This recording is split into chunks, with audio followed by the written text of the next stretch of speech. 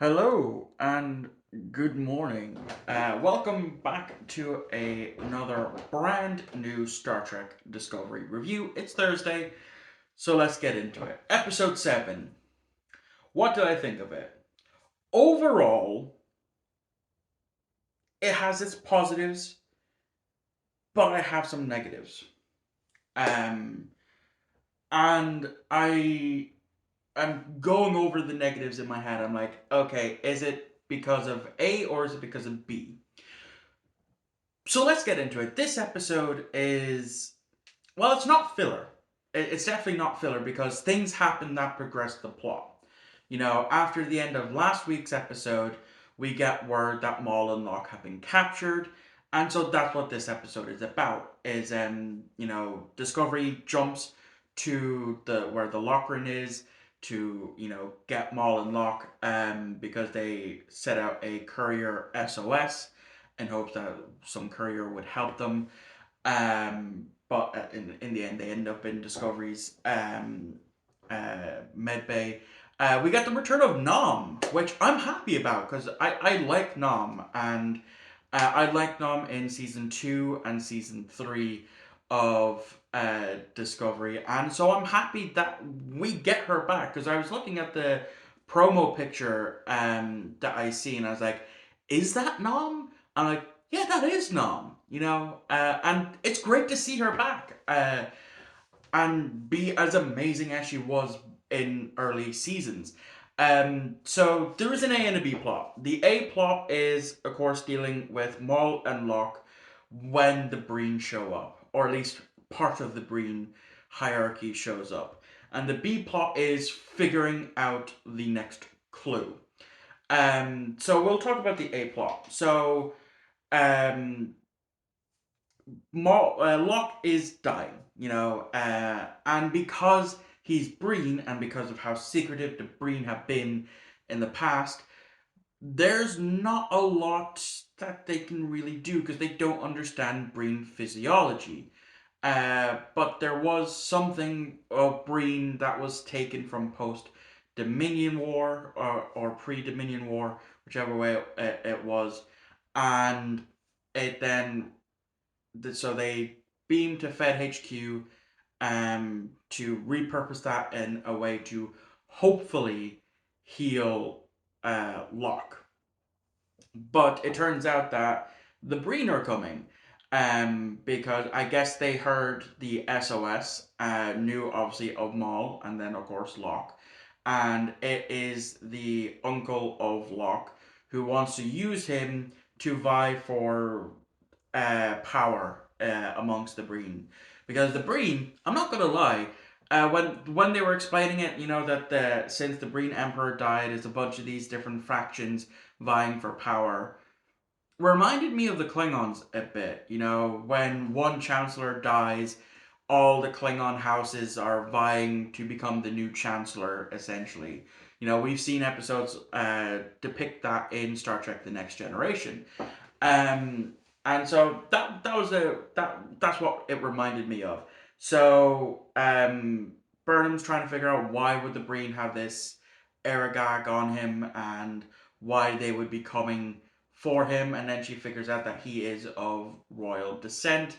Even though they don't explicitly say, Maul or Locke explicitly say it, she figures it out by herself. After talking to Raynar, who turns out his planet of Caloron was taken over by a part of one of the Breen sects, and by the sounds of things, Caloron might be no more, and Raynar might be one of the last few Calorans around or active in the 32nd century that we know of.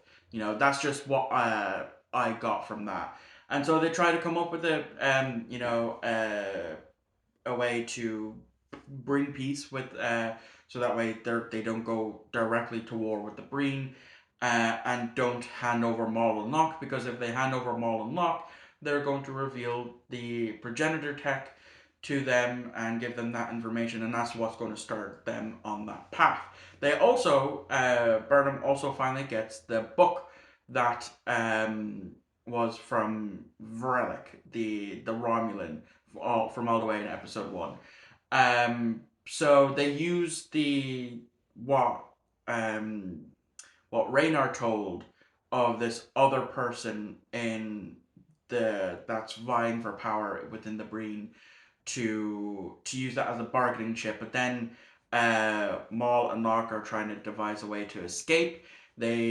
Maul does escape in the worst fight scene I have ever seen in Star Trek.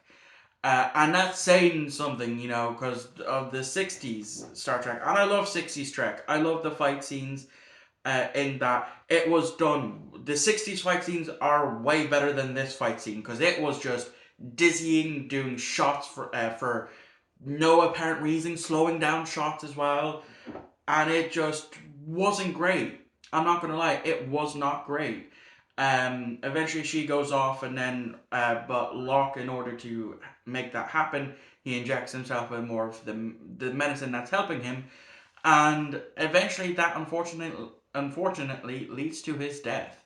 Yeah, Locke is dead. And the Brain are like, you did to the Federation, you did this. This is going to be war. And just before shit goes down, four other Federation ships join, and one of them is the 32nd century Constitution class.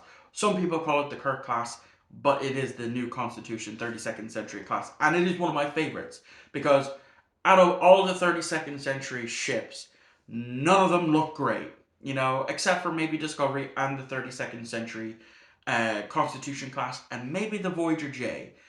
Those are the only three that I would give a pass at. They look cool. The rest, I'm sorry, it's season three. The 32nd century ships do not look great at all. I look at them and I'm like, that's not Starfleet. That's neither here nor there. But so Maul ends up saying to this brain guy that, look, I have information of that the Federation is keeping from you, about this progenitor tech. You take me because I'm married to Locke, which means you have to take me, and I can lead you to this, and that's what we see, in the possible future of with the Breen getting the progenitor tech. Because it turns out Maul believes that after they translated the rest of the book, that Vralik believed that yes, the progenitor tech can create new life. It can also potentially bring people back from the dead. So that's what Maul is hoping for. She's hopelessly in love, insanely in love with Locke, and she will do whatever it takes to bring him back. And I'm sure that the roles would be reversed if Maul had died, and it was Locke that went forward. So that's the A plot. The B plot, there's not really much to it. It's them trying to figure out what where the next clue is, and it's all got to do with this Beta Z text, and it's this metal card. It turns out to be a library card, and they're going to this big thing that moves every 50 years that anyone can go into. But if you want to look at the specific text, you need to have this metal library card. And how do I feel about that?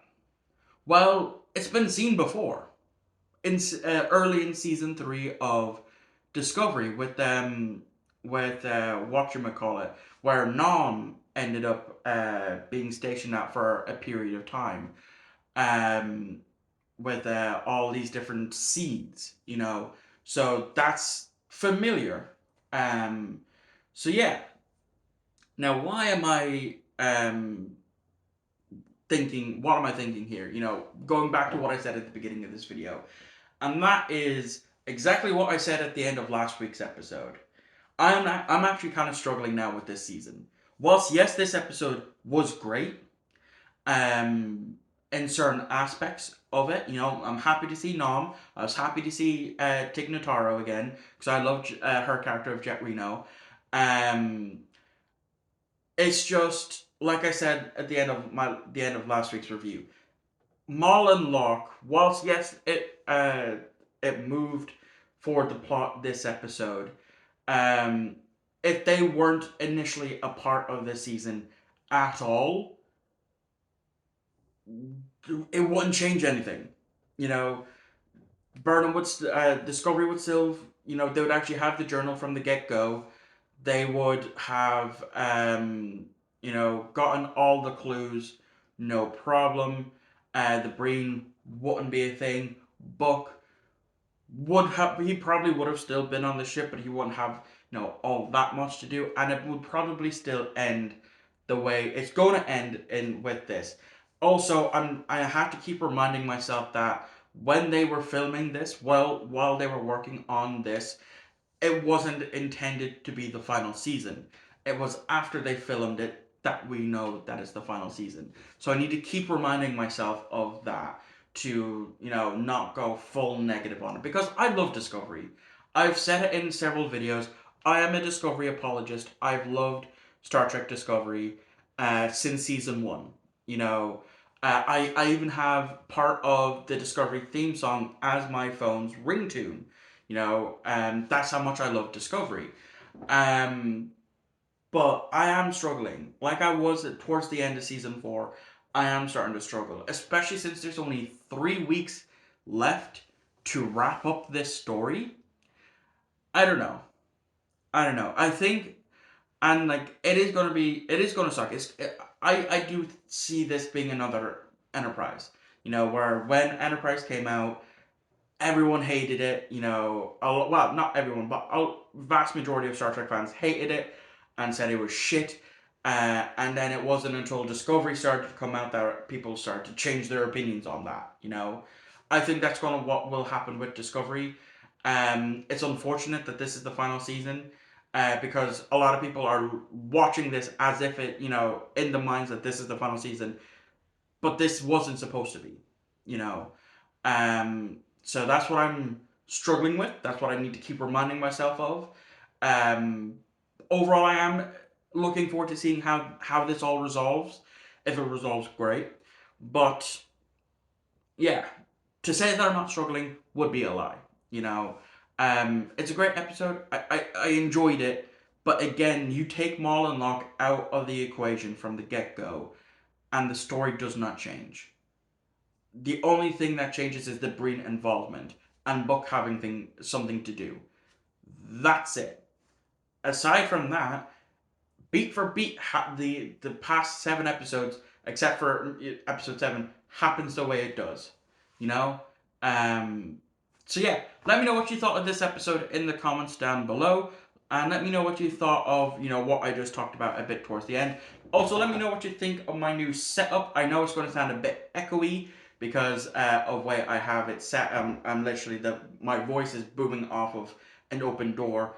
So I definitely will probably need to get a mic, a little clip-on mic here or something at some point in the future. So these are just the way certain videos are going to be. But yeah, if you want to see more Star Trek Discovery reviews, make sure to subscribe because I will, of course, post Discovery reviews every Thursday. As soon as I wake up, I watch the brand new episode and get my review out as soon as possible.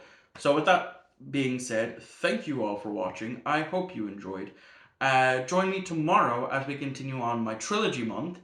And then, of course, on Saturday, we have Doctor Who back. So, of course, I'll be reviewing that. So, basically, until Discovery ends, the only day I'm not uploading this month is Tuesdays. Because Monday, Wednesday, Friday, we have my trilogy reviews. Thursdays, Star Trek. Saturdays, Doctor Who. And Sundays, my weekly pickups video. So, yeah, I'm only really getting one day off a week this month. Fun! But thankfully, my movie reviews have been pre-recorded, so I still have time off whilst I work on the next big video. Anyway, I've been rambling. I shall see you all tomorrow. Let me know what you thought of the new look to the new filming set, and I shall see you all on the next upload.